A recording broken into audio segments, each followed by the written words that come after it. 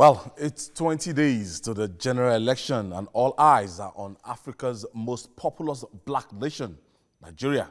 The international community has promised not to spare election riggers and instigators, beg your pardon, of violence.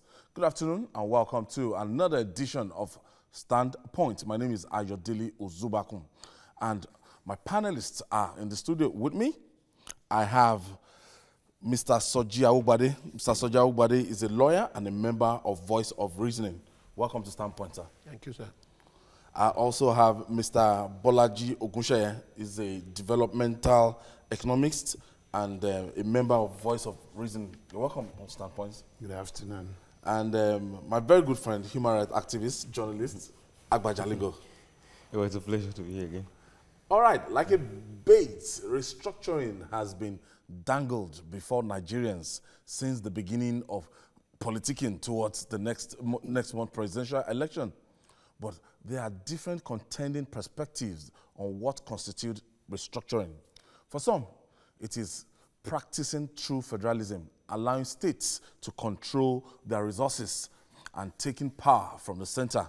For others, it is a return to regional structure of the First Republic, which will involve a merger of some states. Let me bring my guests into this. Mr. Soji Awubade, what is the concept of restructuring in your own idea? Thank you, sir. I think it is a fundamental question which has been answered in very many ways, yet leaving something unclear. The ordinary English meaning of restructuring means rearranging, recalibrating, redesigning. So there's a lot of activity in that concept of a restructure. I think the problem arose from the fact that some people think that some group somewhere, whether it is ethnic or political or ideological, have sat down and defined a finite content of restructuring.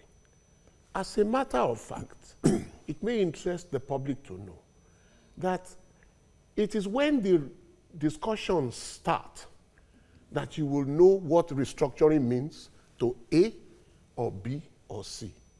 What is the minimum content of restructuring from point of view of a Kanuri man?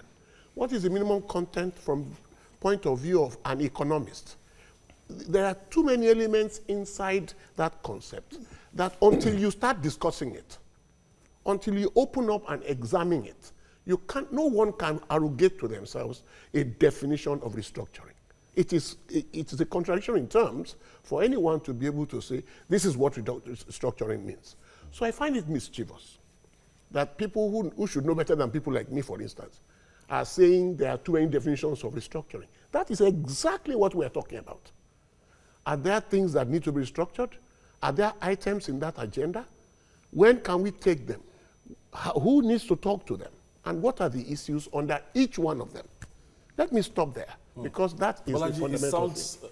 What Mr. Awubade just said now sounds like rocket science and complicated. Very, very complicated, because in as much as we try to simplify it, it's becoming very difficult. If we are to restructure Nigeria, what exactly do we mean? Thank you. Well, in VOR, I think there is agreement over a number of fundamentals. For instance, greater autonomy to the subnational units. Second, fiscal devolution. Okay? Although some of us would strengthen that and say fiscal control. You know, in other words, subnational units should control their resources as a first principle and then contribute to the center what is agreed for the center to be able to execute its, common mandates in areas that are common to the well-being of all parts of the country. Then there is a little, if you ask me, historical element to the whole attempt to clarify what this might mean. In other words, we have a history. What we are calling for was at a time the norm, yeah? And there wasn't any time when we came together to agree that it should no longer be the norm. It's no longer being the norm right now was just, you know, by fiat. Even the fiat wasn't even discussed among those who made this fiat. So somebody came in, a military man, in January 1966, he decided on something, unification. And other people came, they say, well, this, even though initially they complained about it, they saw that, oh, well, this might work in our higher strategic interest. They took it on, and then they deepened it and deepened until we got here. And the geographic content of that is that we moved from a Nigeria of 4 regions where things worked, where all of us were broadly happy. There were problems, but we were broadly happy. We then moved, so therefore, that was a geographic structure that worked. We now moved and we restructured that away from that thing that was working to where we are today, where it's no longer working. Jalingo, Afenifere, they've been at the vanguard of this restructuring. Ohaneze Ndigbo has been at the vanguard of this structuring, this clamor for restructuring. But you want to say the Arewa people feel that, look, it's might somehow upsetting the status quo. And so there's no agreement between the major ethnic groups about this restructuring. I know you're a member of Pronaco. Yeah, that's drafted another constitution during the time under the leadership of Professor Wole Soyinka. Mpa Anthony Nahoro, yes. of blessed memory. All right, anyway, I don't want to join that narrative that there is any part of Nigeria that desires or does not desire restructuring of this country. I don't want to join that argument. The narrative has been bandied around for such a long time, and it has only been to the benefit of the politicians. The first question I want to ask is that these 3 groups that you call, that you just mentioned, the Afenifere, the Arewa Consultative Forum, and the Ohaneze, I have my doubts as a young person. I'm not a youth, I'm above 40. I have my doubts if they really represent the aspirations and the interest of their people. That is a lie that they have been telling us all this while. I stand to be corrected, but I know that these groups, apart from the faces that we see on television, who go to negotiate for their pockets, I'm talking about not just the 3 of them, several other ethnic-based organizations in this country, they sincerely do not represent the interest of the majority of the people who call themselves the indigents of these various tribes. That is number 1. And secondly, the definition of restructuring is not complicated by any means. With due respect to what he said, the definition of restructuring is in the dictionary. But the truth is that restructuring has become a sing-song to get to power in Nigeria. The moment you get there, you abandon it. The present crop of people who are in power presently in Nigeria are the people who, for the past 20 years, have been shouting restructuring. Restructuring, restructuring, led by Shiwaju. All of them, in the past 20 years. In the past 4 years, they have taken power. And they have decided by themselves to redefine what restructuring means. That is the fallacy of this whole argument. It is not true that the Northerners don't want restructuring. It's about interest. They haven't got what they want on the table.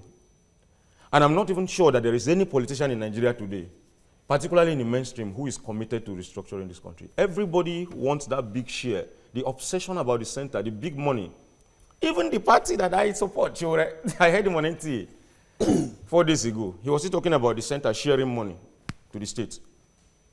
I stand to be corrected. I don't know of any politician in practice today who is committed to restructuring, unless that person is still out of power. But the moment they find themselves in power, I know Babafemi Ojudu, I can bring out arguments, and upon arguments, his arguments in favor of restructuring. They're all in power today. For them, restructuring has taken a new meaning. And that is what happens all over the country, from the north to the south, to the east, to the west. If you are not yet in power, PDP was in power for 16 years. They detested restructuring. Now they have been out of power for 4 years. They are now talking about restructuring. I dare you, let them get back in there, and they will also abandon it. And then these same people will come out again and start talking about restructuring. Like I said, it's a sing-song to get to power. And once you get there, you abandon it. Nobody is yet committed to it. Mr. Ubode, what are those elements, those things that you know that, yes, I know it's difficult in Nigeria right now. We still have, you still call some things federal roads. I still want to do my driver's license. I can't walk up to I have to go to Federal Road Safety Commission. You see, there's some imbalance that we witness, but it has become part of our lives, and it's as if we are helpless. Thank you very much. When you go to a doctor and you complain about an ailment, he will ask you a few questions so that he can establish exactly what the issue is. And that is why I started with the fact that there is no classical definition of what we want to do or what we would like Nigeria to do. Let me also initially clarify, thankfully, that the voice of reason, whom I represent, along with my brother Bolaji, is a non-political unit. The youngest person in Voice of Reason may be myself or someone just slightly younger than me, and I have been around for 66 years. I was very conscious of the kind of society, the education, the infrastructure, and the leadership that I got from the days when I was in the primary school, from the days when I was merely myself learning to read and write. And I have lived in Nigeria all of my life. I have never studied anywhere outside of Nigeria. I have never lived anywhere else of Nigeria. I have observed the degeneration in all the aspects that I have mentioned now. And it is the thinking that it is that unitary mode that we are operating that is allowing a lot of the wastage, of the abuse, of the corruption, and of the abandonment of roles that we are seeing in current-day Nigeria.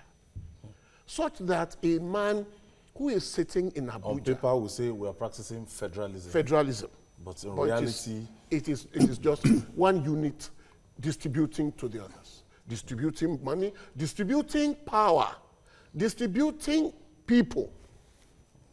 So a man sits in Abuja, and a road that passes in front of my house is said to be a road that he's supposed to be superintending. If you climb the slip road that gets into Kingsway Road, you will identify 2 large potholes that have been there for at least a year and a half. They are there as I speak. It's meant to be a federal road. It's a federal road. Somebody is sitting in Abuja. There's no way he's going to have an attention to my potholes. And that is why we're saying break this governance into smaller bits. If we are not sure what will work, my brother has referred to what we had as an initial. That's when we built Liberty Stadium, Ahmadu Bello Stadium. Everybody knew where they wanted to spend their money and time and resources. And they went there. And if you got money from the western region or from the eastern region to go and develop one village inside that region, somebody will be there who will ask you. Today, we hear that projects are allocated to our zones and nothing happens. But we have no way of interrogating all of those issues. So it is first and foremost a governance issue before it becomes an ethnic issue. Because again, we must recognize that the peoples of Nigeria, and there are many peoples in Nigeria, there are many nations inside of Nigeria, have different philosophies of living, even of dying. People are different. Yorubas talk about Ajekela Nomo Kuloni. That is their own jurisprudence. Other Nigerians allow that to God. They say God will look after it. But Yoruba man will deal with the Aje because he suspects the Aje. So we are different. And to run away from that is to run away from reality. So let these units, as much as it's possible, and there's no congruence, like there's no geography of it, let them aggregate in governable units so they can decide what they want to do for themselves. How far has this unitary system damaged the country? Okay. That's a good question, and I would approach that question from my bias. I have a deeply economic development bias. You can say I have a prosperity bias, an economic prosperity bias.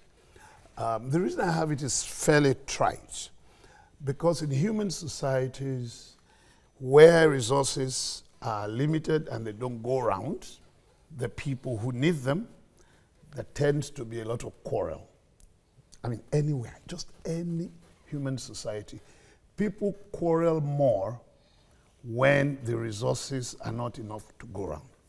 In the case of Nigeria, there is somebody who should create some entity, some unit in governance, which should create the enabling environment for private people and private entities to create and expand wealth.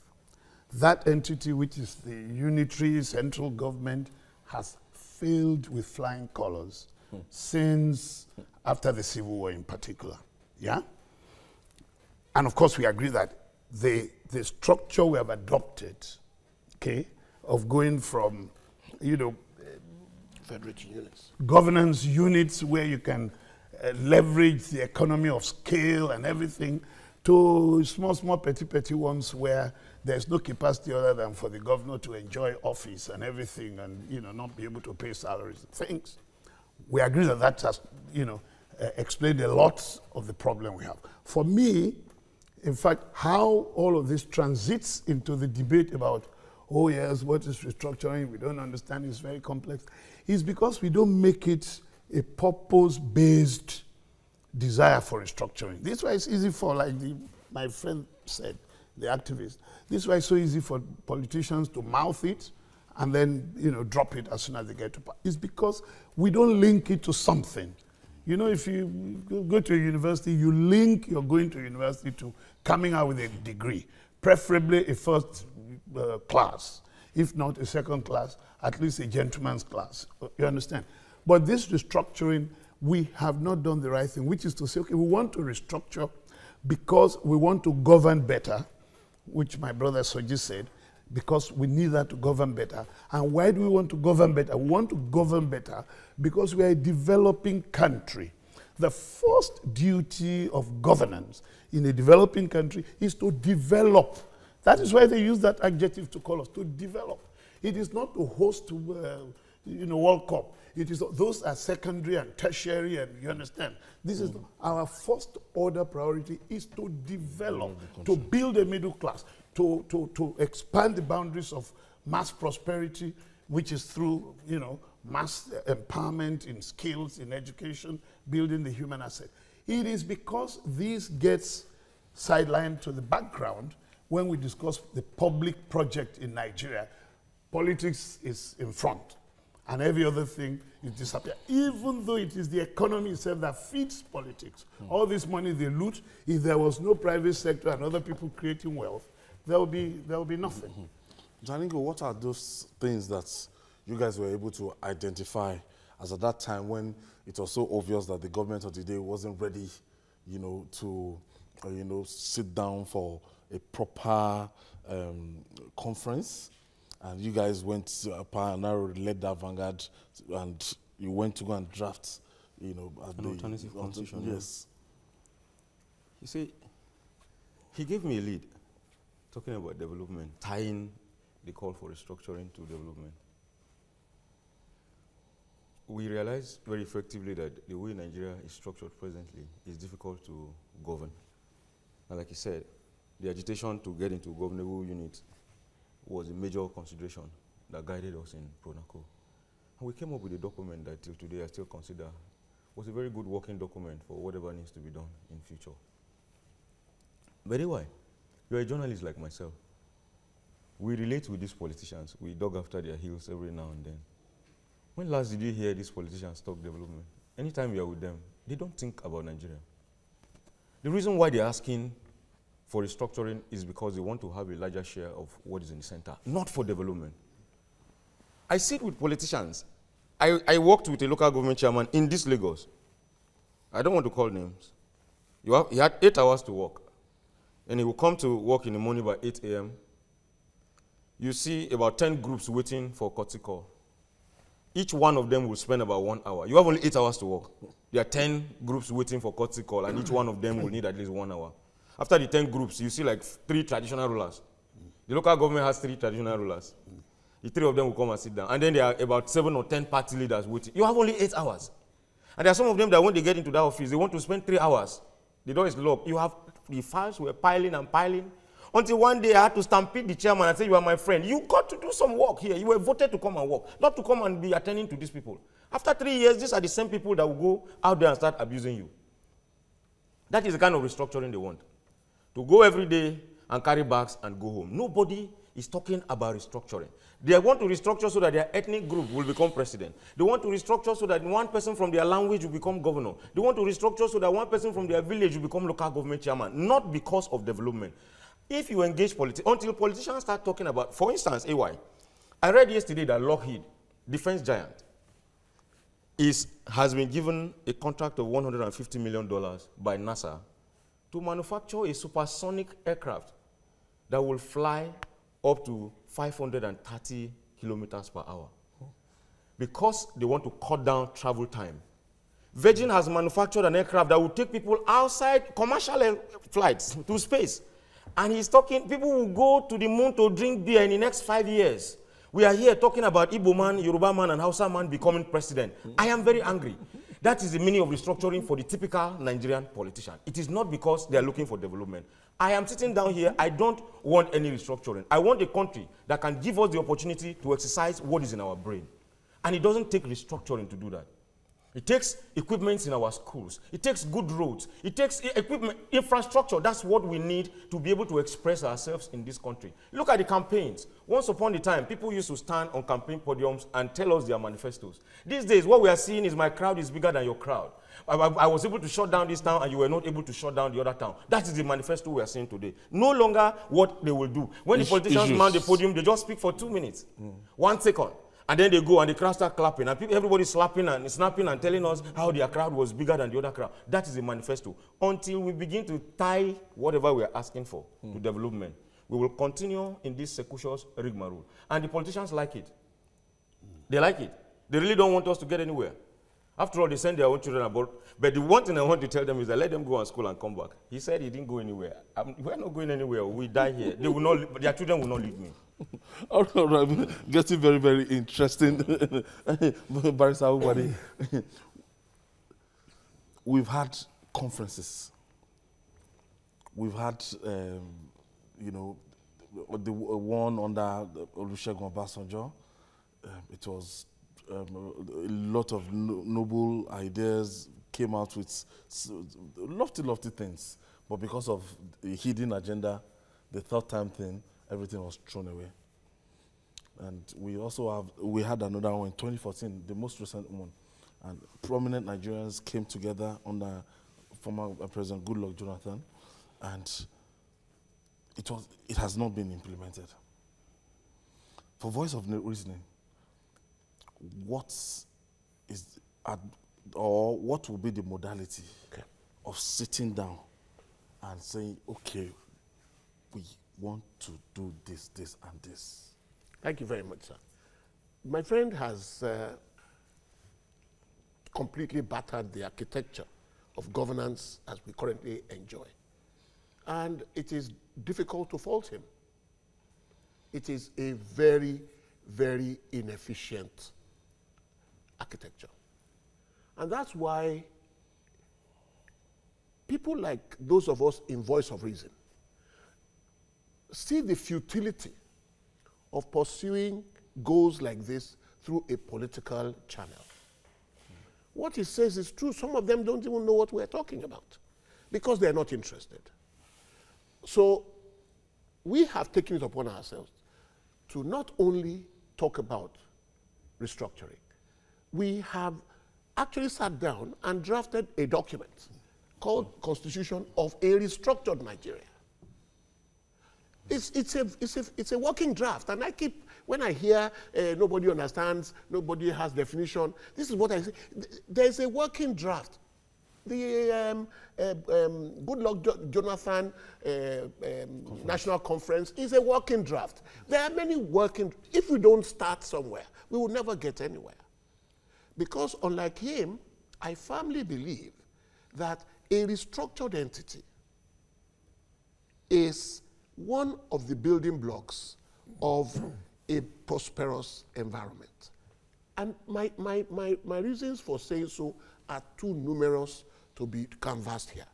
We know what we have decided to do? On Wednesday next week, on the 30th, VORs, out of his resources, decided that if we are not getting through to the executive or the whatever other branches there are, we're going to now go and redraw our map.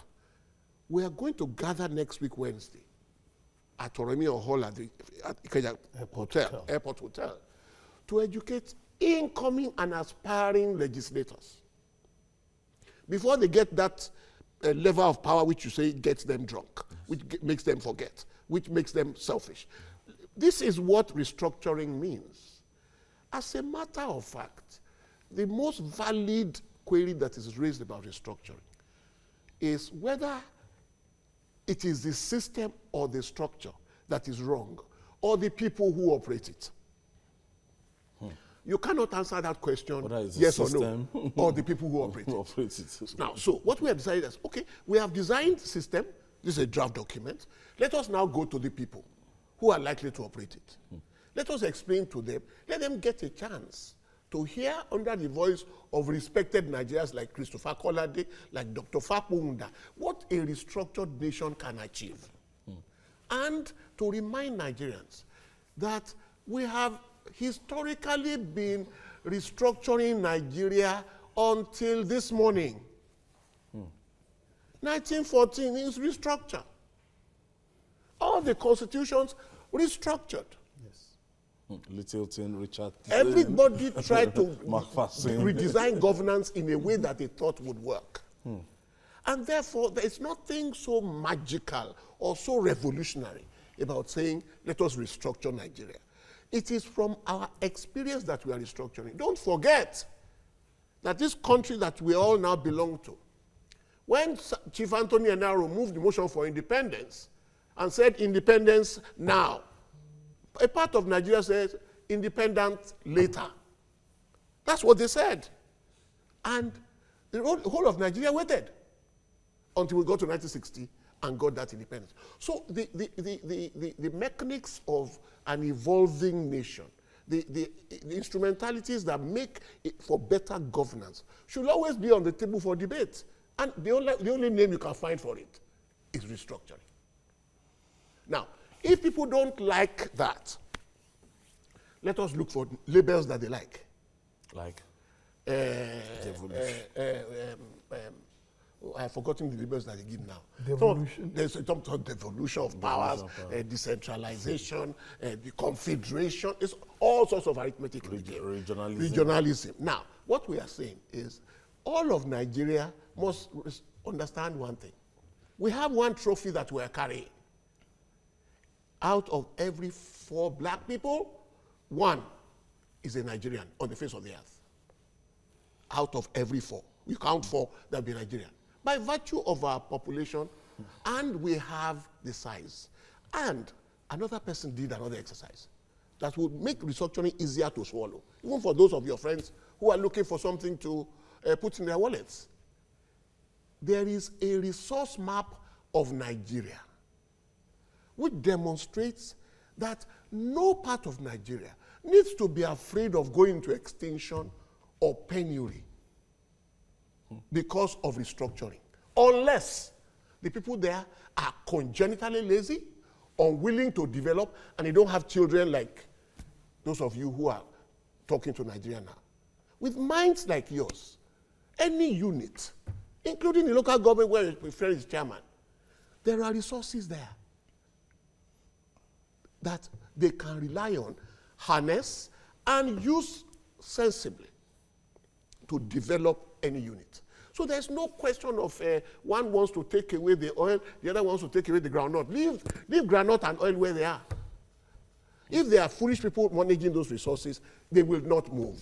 And we all know it's a global phenomenon. Resource is now a curse in the hands of foolish people. So let us not get unduly worried about what it will lead to. Let us restructure. Okay, you mentioned devolution of power there. That brings me to this issue of, the very powerful central government. That's 52%, of the shares goes to them, and the 774 local government and the 36 states will now have to make do with 48. And when you look at items on the exclusive lists of the federal government, as a result of this, over time, when children want to gain access to unitary school, there are schools called unitary schools, and the seats for common entrance. And there's one exam they call JAM. It's so unitary. Lagos State cannot decide that I want to matriculate, this is what I want to do. So many complex things that we have. So how do we start this conversation and attempt to unbundle these things? Yeah, thank you. First, I must join my friend in VR, Soji, to put some more emphasis on the fact that the event we're putting up at the airport hotel next Wednesday, 30th January, is to talk to our fellow Yoruba. See, because VOR operates within the Nigerian logic, right?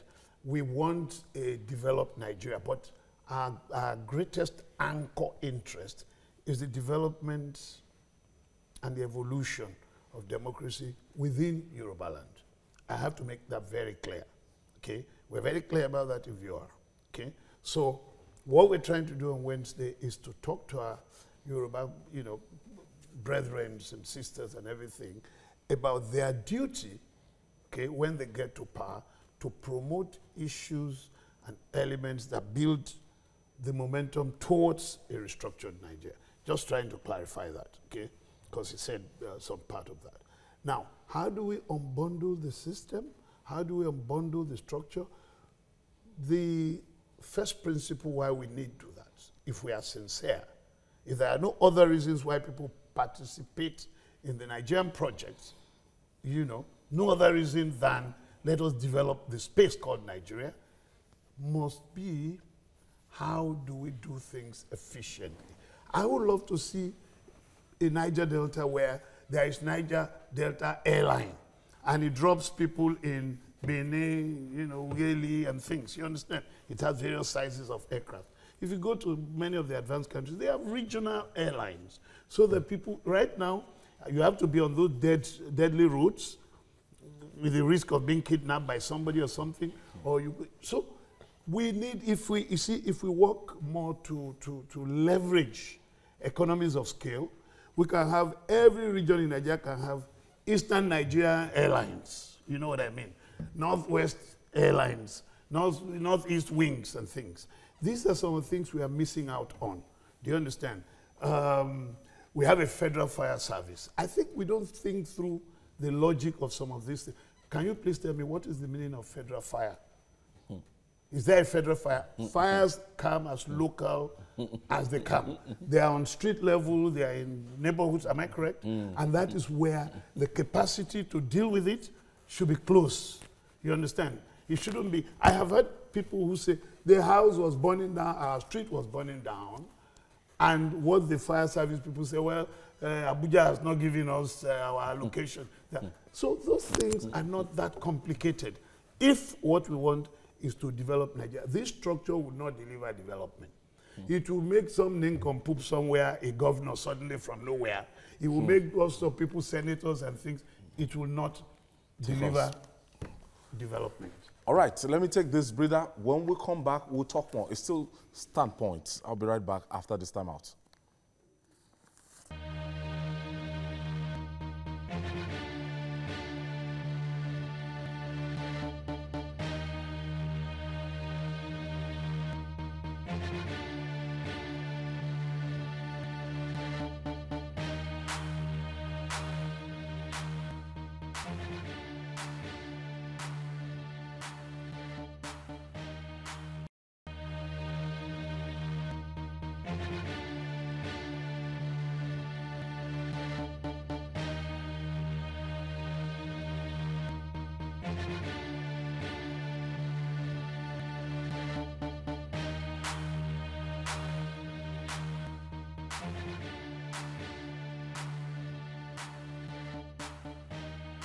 Welcome back. Since it's 20 days to the next general election, we are setting that agenda for people that might, we our new elected leaders on way forward out of this present arrangement that we have in Nigeria. One of the candidates of the People's Democratic Party actually said, if elected, that there will be this constitutional liberty in a presidential democracy like ours, that he is going to make sure that he is going to implement what the clamor for that restructuring, that clamor for restructuring that people has been talking about it, and if elected, he is going to see it through. What do you make of this?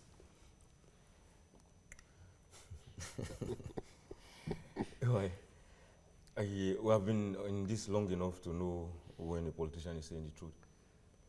2011, when then candidate Buhari was campaigning, Tunde Bakare was his vice presidential candidate. His major argument throughout his campaign was restructuring. I was in his campaign ground in Port Harcourt. I followed the election up and down, and everywhere he went to. Then, in fact, the crowd in Port Harcourt was not even up to 10,000 people. It wasn't up to 2,000 people in the stadium. And everywhere he went to, I would restructure Nigeria. He even cried, as a matter of fact, shed some tears that time and said he was going to restructure Nigeria if he had the opportunity. He has been in power for 4 years. The person you say he's talking about was vice president for 8 years. His party did not restructure Nigeria. They hated it like anything. Even Babangida, that hated restructuring when he was military head of state for 8 years, is now talking about restructuring. These are the characters that are talking about restructuring. Please, I'm just begging you. I don't want to have any headache. These people are lying. If there's any Nigerian out there that is believing them, it is a lie. They don't want to restructure Nigeria. They have this feeling. Everybody wants to go to heaven, but nobody wants to die. They know that Nigerians they have that feeling that if our country is restructured, it may work better. So just sing that song. Sing it until they vote for you and you get into power. On a pessimistic note, how do we walk that path to make sure we change the status quo? There must be a radical departure from these two evils that we have. This coin, one coin with two sides, called APC and PDP. Nigerians must wholesale reject this pack. It is one and the same. If anybody is telling you that one is different from the other, is a lie. The two of them are one and the same.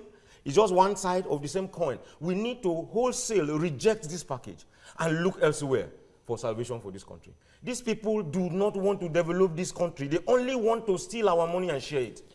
Because we are not hearing them talk. In the past 12 years, I've been hearing about Calabar-Lagos Railway in the budget every year, including the past 4 years. I've been hearing about Kano-Lagos Railway every year in the budget.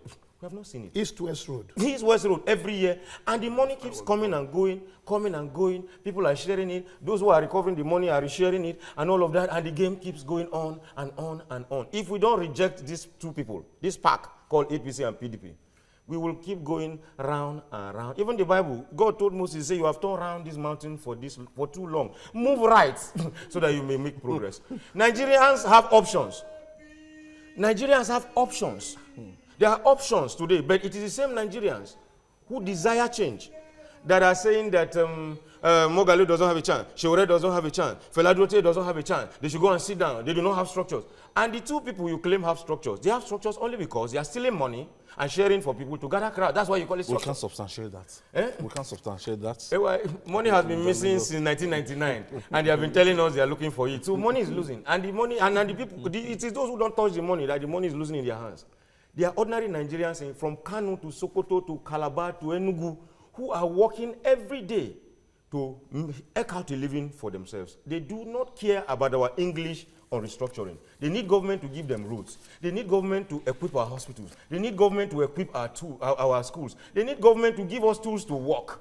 That is what we need. It is the politicians that are talking about restructuring. And I repeat, they are only saying it so that which side will get the biggest share. Mr. Awubade, you talked about our representative as the people that might be representing maybe the Southwest to go and set up a kind of agenda. And it has never been like that before now. Our people, as in, different people go to the National Assembly and you hardly hear of setting up developmental agenda.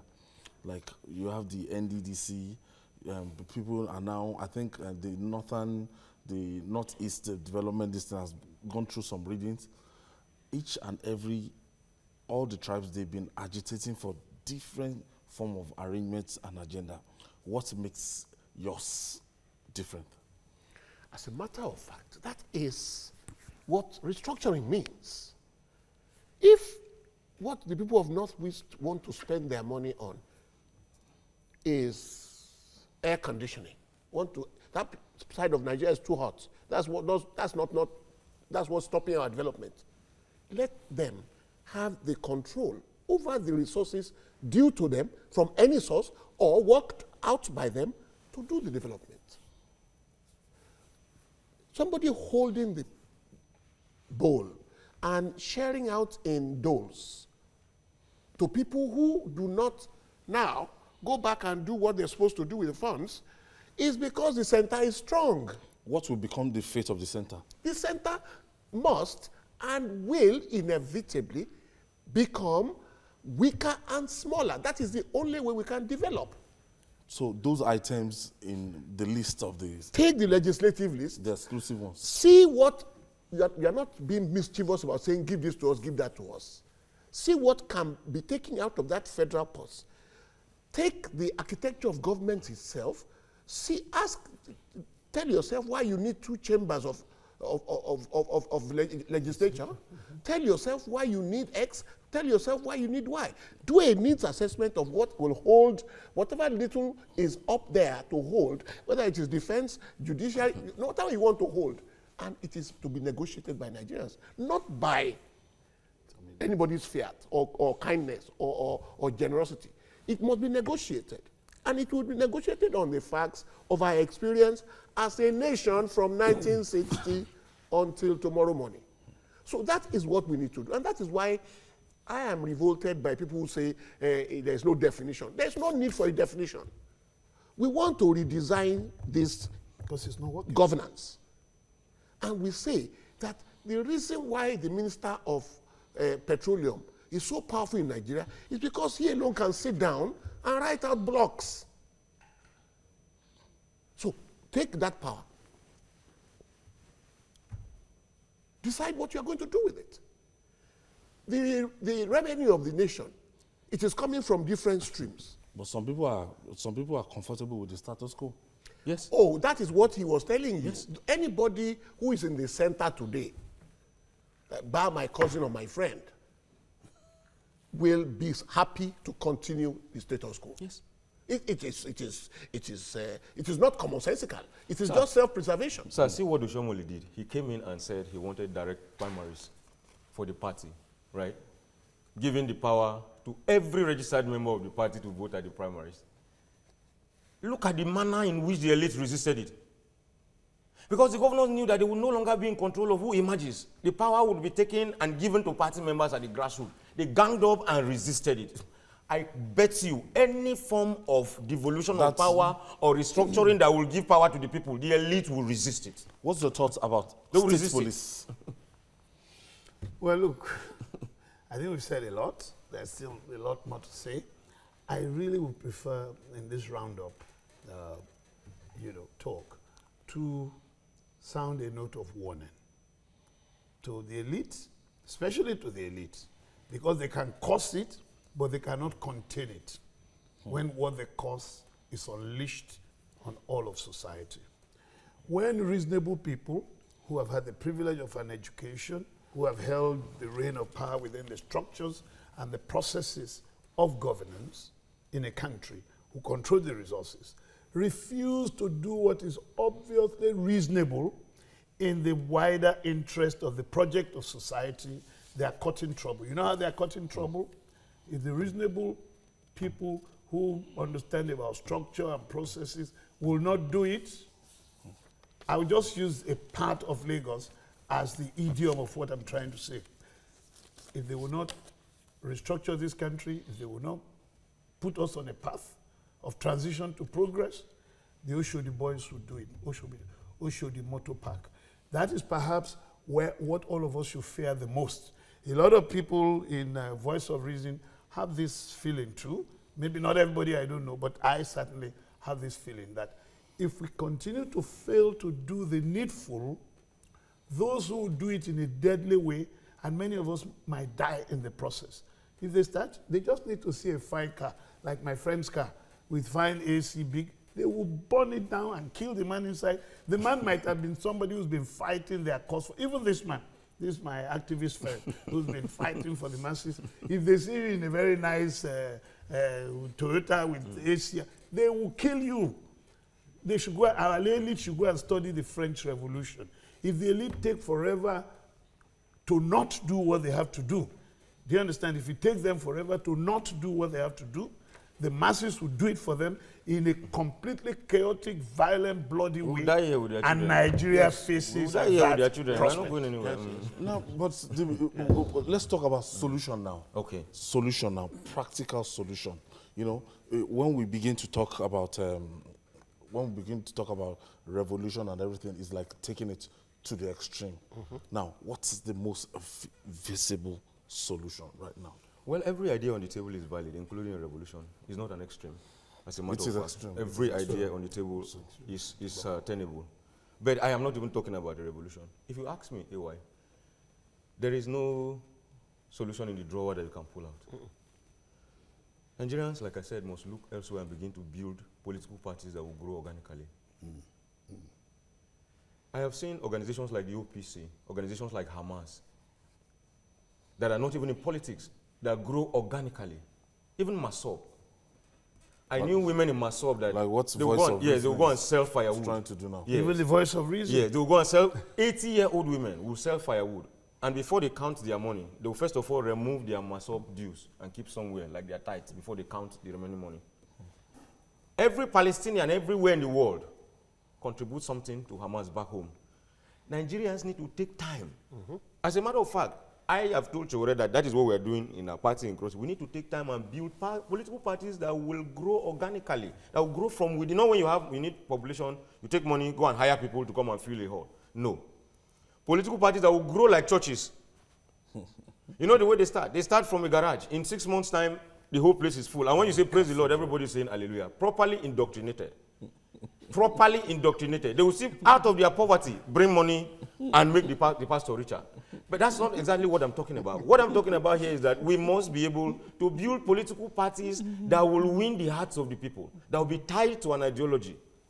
Even when we were in CDHR, we had cells all over universities in the country. That is where we were indoctrinated as young activists. We were cadres. Yes. So I think that the new generation, the new crop of politicians, is a discussion that is even going on even in our own party, the AAC, where the new politicians must run away from this carrying money to go and hire crowds and go down. Use that style that the church is using. Even if it is home cell, wherever it is, just find a way of getting that style, adopt it, modify it, and use it to build political parties. And let's give ourselves time, between 4 or 5 years, and plan to get these people out of power. Like I said, you are not going to pull a solution out of a drawer. It doesn't exist anywhere. It must take time for us to plan. But if we continue to think that these two behemoths called PDP and APC will develop this country, we will be waiting for Godot. We will wait and wait and wait, maybe until they finish dying. They will put their stooges one after the other, because as they are living, they look for people that fella call men of low mentality. They will not allow people who are intelligent, who are thinking development to emerge. As they are living, they look for a stooge that will protect them, that possibly has low mentality, because an intelligent person will argue with you. An intelligent person will question you. An intelligent person has a mind of his own. A Nigerian politician does not want a person that has a mind of his own to follow him. So Nigerians must look elsewhere, and we must take our time to build institutions, organizations that will grow organically. That's the only way we'll be able to kick these people out. Barrister, on a final note, looking at way forward now, those things you want to happen, the deliverables in the shortest time. Well, you see, the problem with prescribing solutions is the control. So if you give your patient the pills and he goes home and dumps them in the toilet, you will not get results. You will still have a sick man. Now, what we have decided on our own as a Voice of Reason, which my friend keeps calling VOR, we're a Voice of Reason. It's not, we don't want to have a short name that nobody will recognize what we're doing. It is voice of reason. We want people to actually start to reason. And it tallies with what my friend has said. We need to let people know that this thing called governance is about you. If you are not in charge of it, the implications of it are on you. So if anybody is giving you 5 naira to vote today, he better be able to give you 5 naira to eat tomorrow, the day after tomorrow, and sustain it. And sustain it. Now, if he is not going to do that, let us have a structure that brings that person who he is calling a thief, bring him close to you, such that eyeball to eyeball, you can see the man who's taking money from your region to open a factory for his children. And we know normally what to do about that. But the distancing of governance from people is part of the current problem. Super. And as a lawyer, my major problem, sleepless headache, is with the situation of law and order in our country. We have become a land of anti-law. Whether it is the way we drive, whether it is the way we try to beat every regulation there is in the books, or whether it is how we queue to collect money from politicians, we have just broken every rule as if it's a determination to count how many rules do I break today. It goes right all the way to the top. As you can see this morning, we are in trouble as a nation, because when the apex of governance is at loggerheads like that, it is trouble. So I'm begging that Nigerians take a second look at our law and order situation. Today, there is no definite consequence for any kind of infraction. You can do it and get flying colors. You can do it and go to jail. All number of anomalies and assortments of justice. We even have situations where people say, he is my own thief, he's our own boy, leave him. Now, we cannot live in a situation like that and expect development. So what we are doing at VOR is saying, look, this little segment of it that we think we can get a handle on, let us draft a constitution as a working document. See, take what you like, take what you don't, take what you don't like out. Let us also try and influence those who are aspiring to go there. I agree, when they get there, they can turn their backs. But let us get it across to them that governance is very important. Law and order is very important. And the structure of governance itself is perhaps more important than all of them. As an economics, deliverables in terms of Nigeria was rated recently as one of the poorest countries, and we are looking at, in the midst of everything we have, we still have so many poor people. Well, I interact a lot with the youth segment of the population for all sorts of reasons. And what I find is you'll be shocked at the detachment of that demographic group from an awareness of the factors and the issues and the problematics driving the Nigerian project. They don't know. They want to just be a good singer. They want to follow what is happening by Two Faces and the other one and all these famous people, and then they want to know about the singers, which is good. You do that when you're young. But I can just recollect in our own time, we knew Bob Marley and Otis Redding and all that, but we were also politically very aware. And we didn't even have modern phones and everything. You had to go to the library, read journals that just came in from, universities outside and things. But we kept to, and as a student, all these people came from different parts of the world. They wanted to come and talk at the university. You were always there. This is extracurricular. But these children, these young people now, they are so detached. So I am concerned that to drive the development agenda for Nigeria, we have to do a huge mind graft. Literally, you're going to graft a better mind on the current mind. And you know, of course, remember, in the background, you have these unhelpful background dynamics where the way they see society is that just get rich. All these politicians have money. All these businessmen have money. This singer has money. But Owoni Koko, a younger person has told me this. Owoni Koko, money is the key. That may be true that he does some things, but you need processes and first principles to be able to get there. So I believe we need leadership institutions or some leadership programs that our youth can go to during the holidays. I believe in the university system. We need to pair our children, to put them up in groups of 5 and do what I've been advocating as IEG, and which a lot of people in Voice of Reason have also been advocating. Innovation and enterprise group. Our universities should get our children to work together like 5, 6 throughout their university time. Instead of being friends in cultism, let them be friends in innovation and enterprise groups. A holiday time, they meet, they watch documentaries together. They have a project that by the time they are graduating, together they put this solution together for something. You know, I think we need to work on our youth. The final word. I just want to tell Nigerians that the elections are 20 days away, like you told us. Go out there and vote. Don't allow any politician to use you to do violence. We will get it somehow, someday. We will get it. I will not vote for PDP. I will not vote for APC, and I urge you not to. To look for another alternative. Those people will not change Nigeria. Don't allow yourself to be used for violence. That is very, very important.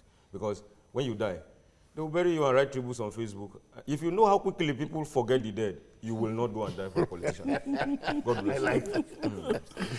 I want to thank you, Mr. Soji Awubare. Thank you so much of the Voice of Reason, and we wish you nice deliberation on Wednesday. And Mr. Bolaji Ogushe, a developmental economist, thank you for coming, also from the same organization, Voice of Reason. And my radical friend, Agba Jalingo. God bless Nigeria. I want to thank you. And that's it on Standpoint. Watch the repeat broadcast tomorrow for 7 a.m. My name is Ayodele Uzubakun. Enjoy the rest of your weekend.